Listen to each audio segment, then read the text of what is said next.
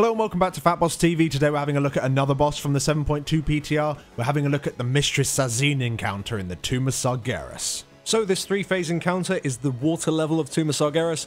However, unlike other water-themed zones and levels that you've seen in other games, it doesn't actually suck complete balls. It's a simple encounter where primarily you just need to avoid lethal mechanics while just killing off adds. That said, it's still a fight where you can very quickly wipe if things aren't done correctly. Now before we jump into anything, just as a reminder, this is footage from the PTR, so things may change before this boss finally reaches live servers next week, although typically they usually don't change too much. But of course, do expect a full FATBOSS guide when this boss is released next week.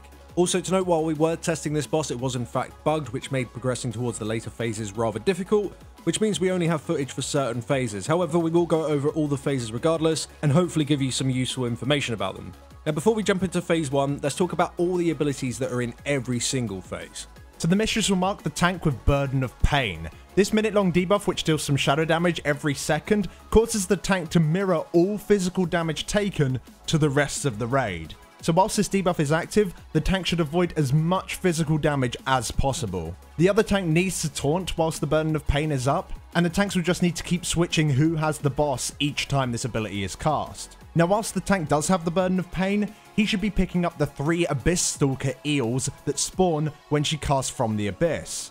These guys deal shadow damage with each of their melee attacks rather than physical, so the Burden of Pain will not be triggered from their attacks. Apart from melee hit, they will occasionally cast Dark Depths, which will cause them to shadow step to a random player and hit them with a 4-second dart. This is more annoying than anything else, as they just kind of will be spread apart and won't die as quickly. However, this is interruptible and the adds can be stunned, so doing these sort of things will help keep them under control. When the Abyss Eels do die, they leave goo on the ground, and this goo deals ticking damage and reduces the hit chance of anyone who stands within it, so don't stand within the goo.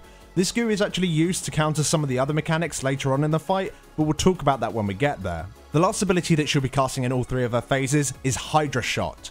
When she casts this, she'll mark a few players in the raid and send a bolt towards each of them after 6 seconds. These bolts deal a ton of damage, but this damage is split between all players hit by the bolt. Now you cannot have all of the marked targets stack up and have everyone soak all of the hits at once, as the bolts leave a 6-second dot on players, and if players have more than 2 stacks of this dot, they'll be stunned for 4 seconds. So in order to avoid the stun, marked players need to spread out around the boss, whilst the rest of the raid helps spread the damage by standing in the bolt's path. To add, the Burden of Pain tank really shouldn't help split this damage because it's physical, which will just cause it to be mirrored to everyone else in the raid and everyone will take a ton more damage, so the Burden of Pain tank should not get involved in this ability. With all of that out of the way, let's have a look at each phase individually, starting off with phase 1. So during phase 1 you need to deal with slicing tornadoes that travel across the platform in a wall formation on a timer. If you're hit by one of these tornadoes, you'll receive a really nasty physical damage dot that lasts 20 seconds. The only way that you can avoid these wall of tornadoes is by making sure that the Eel Abyss Stalker adds have died beforehand.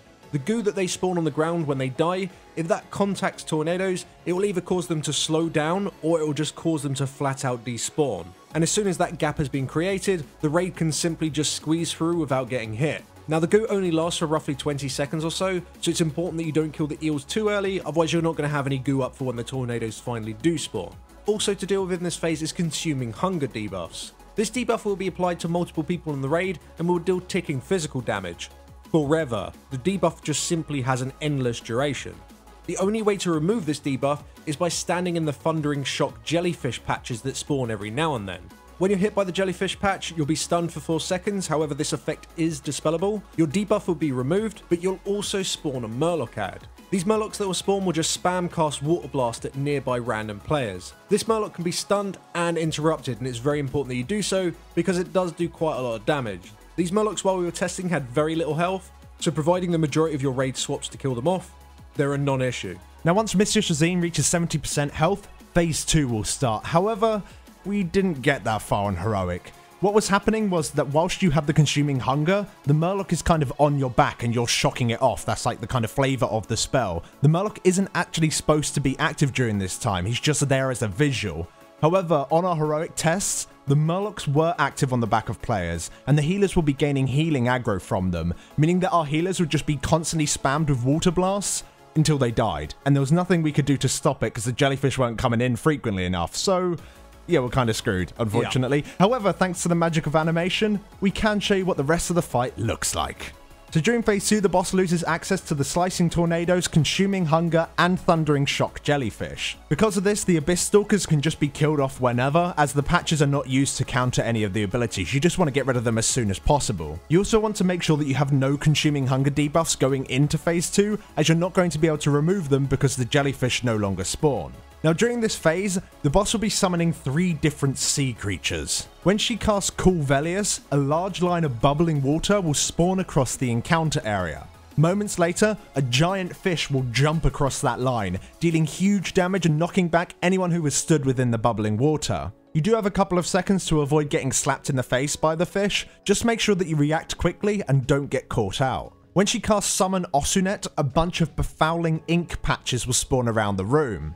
If a player runs into these patches, they will absorb it, gaining a 10-second debuff which deals ticking damage and slows them. You do want to avoid soaking any of these ink patches, especially if a kil'jaeden fish is about to come in, as the slow will make it difficult to dodge the ability. That being said, you do need to use this ink when the boss casts Beckon Sarukel. This will cause a giant whale to spawn at the side of the encounter area, which will begin to pull in all players. This deals ticking damage to the entire raid, and if anyone gets within 15 yards of the whale's mouth, they'll instantly die. The only way to get the whale to go away is by running next to him with the ink debuff. When you do this, the whale will suck the ink off of you, and once it's done this 3 times, it will leave the encounter area until the ability is cast again. So during this phase, you just need to dodge a big ass fish, dodge the ink patches, and then eat the ink patches whenever the boss casts the big whaley dude. Bit of a weird phase, really. Yeah, it is a little bit odd. When the boss reaches 30% health, phase 3 will begin. Now phase 3 is actually just a mixture of mechanics from phase 1 and phase 2. You have the slicing tornadoes from phase 1, these need to be dealt with the exact same way, make sure you kill the ads, the blobs will land on the ground, the tornadoes will hit the blobs and you can go through the gap. Interestingly, you'll still have the consuming hunger, however you no longer have the jellyfish to remove the debuff, and this sort of acts as the enrage in this phase. As more players start to get this debuff, it's going to become more and more difficult to out-heal it. And from phase 2 you have kil'jaeden, which is the big fish that flies across the room over the top of all the bubbles, as well as all the ink patches that spawn, but fortunately enough you don't have to deal with the big whale dude. But on top of everything I just listed, of course, you still have the burden of pain to deal with your tanks, you have the abyss stalkers that still need to die, and you have the hider shot. So there's all these mechanics going on at the exact same time, as well as some sort of pseudo enrage where the healers, eventually not being able to out-heal the consuming hunger anymore. So it's a pretty nuts last phase. Yeah, you might even want to be saving Bloodlust for this phase just to make sure you can get through it as soon as possible, because although you don't have to deal with the whale anymore as well, the befouling ink patches are just going to be like ramping up and up and up, limiting the space that you have, and if you're trying to dodge a fish and then you're slowed by the ink patches, it's going to be a mess, but also it's going to be hilarious, because I think that's what this fight is. It's so good. Yeah, it is. Like the theme of this fight is absolutely amazing, with like the giant whale at the side and people getting eaten by it, and you've got to kind of make it run away by eating ink. It's like, it's just so strange, and it's great because normally most fights it's all very serious and it's just like, oh yes, here's another Legion pillar you have to hide behind, and it's like, okay. But this one they went a bit nutty, you're under the sea, you're having a laugh, you have Murlocs on your back and you're killing some Naga sea witch lady. It's awesome. I absolutely love the theme of the fight. It's just very unfortunate that the bug did happen during heroic testing. It was removed, like the bug was fixed by the time we got to mythic testing, but mythic testing had a whole host of other problems that we needed to deal with, mainly just, it's mythic, so it's much more difficult, so we didn't really get to see much further than phase 1 again. But yeah, it's an awesome encounter. I can't wait to see it on live. It's going to be a ton of fun. And of course, next week when it does come out, there will be a guide available for it, and there'll be a link for that in the description. But thank you very much for watching, guys. If you enjoyed this little preview, then please do drop us down a like. It helps us out a lot.